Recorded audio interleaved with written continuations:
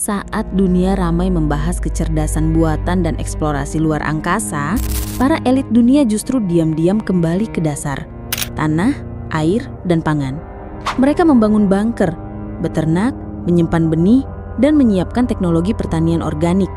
Pertanyaannya, apa yang sedang mereka persiapkan? Dan yang paling penting, bagaimana nasib kita di Indonesia? Pada Juli 2025, NASA mencatat badai matahari terkuat dalam sejarah modern.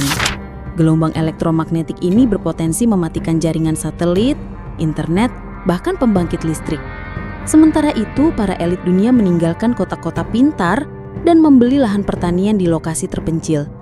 Apakah mereka mundur ke zaman dahulu, atau justru melangkah lebih jauh ke depan? Sebelum kita bedah lebih dalam, silahkan tulis doa dan harapan Anda untuk negeri tercinta di kolom komentar. Bagi saudara-saudara muslim, jangan lupa tulis sholawat, semoga doa-doa kita terkabul. Dunia sedang dalam transisi besar. Kita berada di ambang zaman yang disebut para peneliti sebagai Great Reset fase 2. Jika fase 1 adalah pandemi dan krisis ekonomi, fase 2 adalah kontrol sumber daya vital, pangan, air, energi, dan akses digital. Jika semua itu diatur lewat satu tombol, maka satu-satunya cara untuk bebas adalah dengan mandiri. Peternakan dan pertanian menjadi kunci, bukan hanya saham. Elon Musk membeli lahan peternakan sapi. Bill Gates memiliki lebih dari 100.000 hektar lahan pertanian di Amerika Serikat. Jeff Bezos membangun rumah kaca skala besar di atas bunker bawah tanahnya. Bukan startup, bukan perusahaan AI, tapi tanah, sapi, dan benih pertanian. Apa yang mereka tahu dan sembunyikan dari kita di Indonesia? Bunker adalah gua modern orang kaya. Dari Swiss, Nevada, hingga Selandia Baru. Bunker super mewah dibangun di bawah tanah, lengkap dengan sistem air mandiri, gudang makanan untuk 10 tahun, laboratorium pribadi, studio komunikasi satelit, bahkan ruang meditasi dan yoga. Ini bukan paranoia, ini persiapan level tertinggi. Mereka tahu, jika sistem gagal, mereka tidak mau ikut runtuh. Mereka kembali ke tanah. Sementara kita sibuk di awan digital. Sementara para elit mempersiapkan pangan dan pelindungan fisik, sebagian manusia tenggelam dalam dunia maya, belanja online, pinjaman digital, dan utang untuk gaya hidup. Kita diarahkan menjauh dari akar, sementara mereka diam-diam kembali ke akar. Rencana mereka adalah menjadikan pangan sebagai alat kontrol. Laporan Rockefeller 2010 dan agenda World Economic Forum mengarah pada satu hal penting. Siapa yang mengontrol pangan, dia mengontrol dunia. Dalam sistem CBDC atau uang digital bank sentral, akses membeli makanan bisa dibatasi. Bayangkan, tanpa sistem, Anda tidak bisa membeli beras, tapi para elit sudah punya lumbung pangan. Lalu, mengapa mereka tidak percaya pada sistem yang mereka bangun sendiri? Ini ironi terbesar. Mereka menciptakan teknologi AI dan kota pintar, tapi mereka sendiri tinggal di desa, menyimpan benih, dan memiliki bunker. Apa yang mereka takutkan? Apakah dunia sedang menuju sesuatu yang besar dan disembelah perpression? Mari kita lihat kejadian aneh di langit dan bumi akhir-akhir ini. Hasil penelitian NASA pada Juli 2025 menunjukkan matahari menjadi tak stabil. Gempa terjadi di jalur patahan Pasifik. Air laut naik di tempat yang tidak biasa. Virus baru muncul di wilayah dingin. Ketegangan global antara Iran, Rusia, dan Taiwan semakin mengarah ke perang teknologi dan energi. Tapi anehnya, para elit global sibuk membeli sapi dan menyiapkan lahan pertanian organik, bukan saham. Ini menjadi pertanyaan besar. Dan ternyata, Indonesia ada dalam peta rencana dunia. Tahukah Anda bahwa banyak miliarder dunia diam-diam membeli lahan di Indonesia? Kalimantan sebagai cadangan air terbesar, Sulawesi sebagai pusat nikel dan pangan, Flores sebagai zona rendah bencana, dan Papua sebagai tempat hutan dan air. Indonesia bukan hanya penting, tapi kunci untuk bertahan hidup. Namun, sebagian besar rakyat Indonesia belum sadar akan rahasia besar ini. Sebenarnya tanpa kita sadari, warisan leluhur kita sudah menyediakan solusi. Subak di Bali, sistem air dan pangan yang adil. Lowong larangan di Sunda, hutan sakral dengan cadangan pangan. Umah di Mentawai, rumah dan ladang yang mandiri. Lumbung di Jawa, sistem distribusi pangan komunitas. Rantau dan ladang adat di Sumatera, pemetaan krisis alam dan solusi komunitas. Leluhur kita jauh lebih siap dibandingkan para elit global. Kita hanya perlu menghidupkan kembali warisan itu. Lalu, apa yang bisa kita lakukan hari ini? Pertama, jangan terlalu percaya pada sistem digital sepenuhnya. Kedua, mulai menyimpan benih pangan lokal. Ketiga, pelajari bertani dan beternak sederhana. Keempat, bangun jaringan komunitas pangan.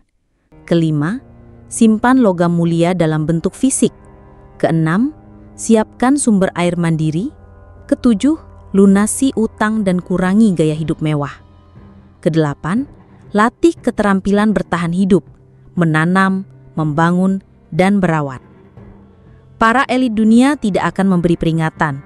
Mereka sudah bersiap diam-diam. Dalam sejarah, yang tidak siap adalah yang pertama tumbang. Tapi Indonesia, negeri tanah surga ini, bisa menjadi tempat paling aman jika kita mulai sadar. Saat langit semakin panas dan dunia semakin tak pasti, para elit memilih kembali ke alam. Bukan karena mereka bodoh, tapi karena mereka tahu yang paling dasar adalah yang paling menyelamatkan. Indonesia, dengan tanah, air, dan warisan budayanya, bukan hanya akan bertahan, tapi bisa memimpin era baru dunia. Kita telah bersama-sama menyelami realitas yang kini dihadapi dunia, di mana badai matahari, ketidakstabilan alam, dan pergeseran prioritas para elit global menunjukkan tanda-tanda perubahan besar.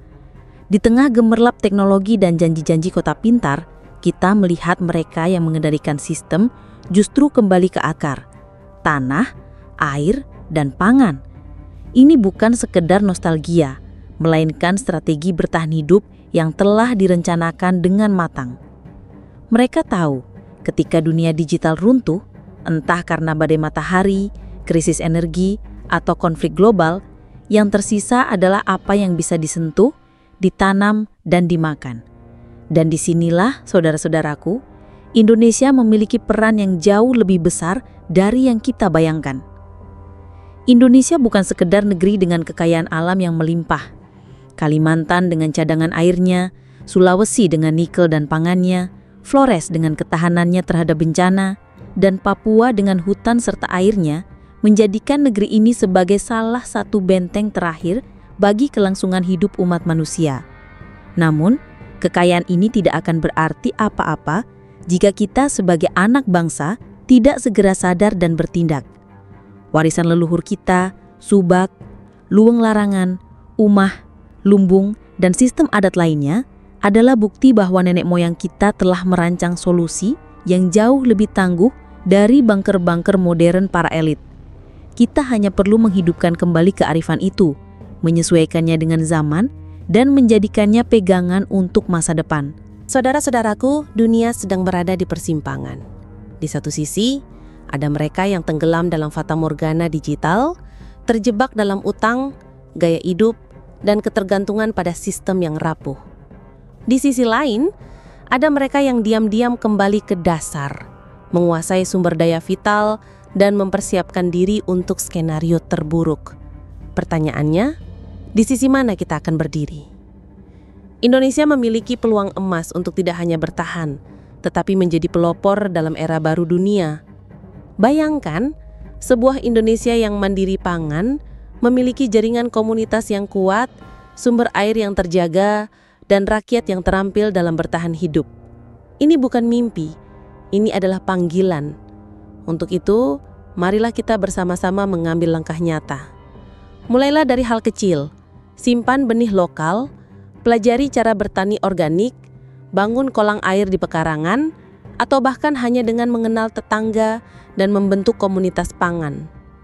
Jangan biarkan diri kita terlena oleh janji-janji kemudahan digital. Sistem itu bisa gagal dalam sekejap.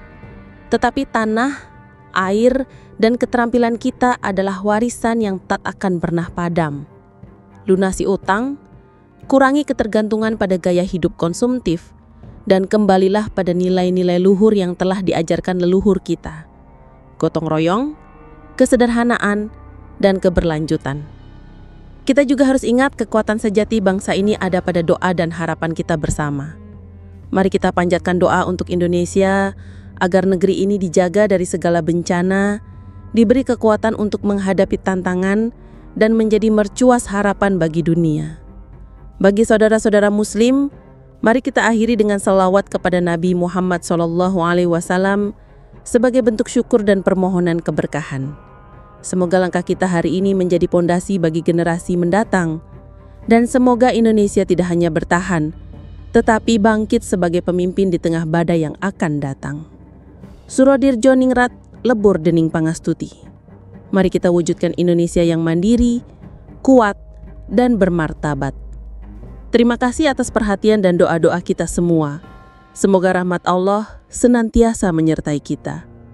Wassalamualaikum warahmatullahi wabarakatuh.